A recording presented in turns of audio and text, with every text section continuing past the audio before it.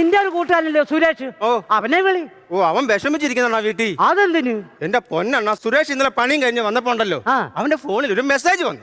ഇത് 101 പേർക്ക് അയച്ചു കൊടുത്തില്ലെങ്കിൽ അവന്റെ ദാമ്പത്യ ജീവിതത്തിൽ പല പ്രശ്നങ്ങളുണ്ടാവും. അവൻ അയച്ചു കൊടുത്തോ? എവിടെ അവൻ കിടന്ന് ഉറങ്ങിയണ്ണ. എന്നിട്ട് നേരം വെളുത്തപ്പോളേ അവന്റെ ഭാര്യ ബംഗാളിയുടെ കൂടെ ഒളിച്ചോടി പോയി. അപ്പൊ മെസ്സേജ് അയച്ചു കൊടുക്കാത്തോണ്ട് സംഭവിച്ചില്ലയോ?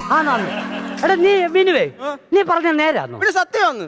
അന്ന് ആ സുരേഷിനോട് വേണ്ട എന്റെ ഫോണിലുള്ള ആ മെസ്സേജ് ഒന്ന് അയക്കാം. അണ്ണ 101 പേർക്ക് അയച്ചു കൊടുക്കുവോ? ഞാനോ? എടാ വീട്ടിൽ അറിഞ്ഞിരിപ്പില്ലേ, പോന്നെ പോട്ടെ. മിനുവേ, ഓ പ്ലെയർ പ്ലെയർ.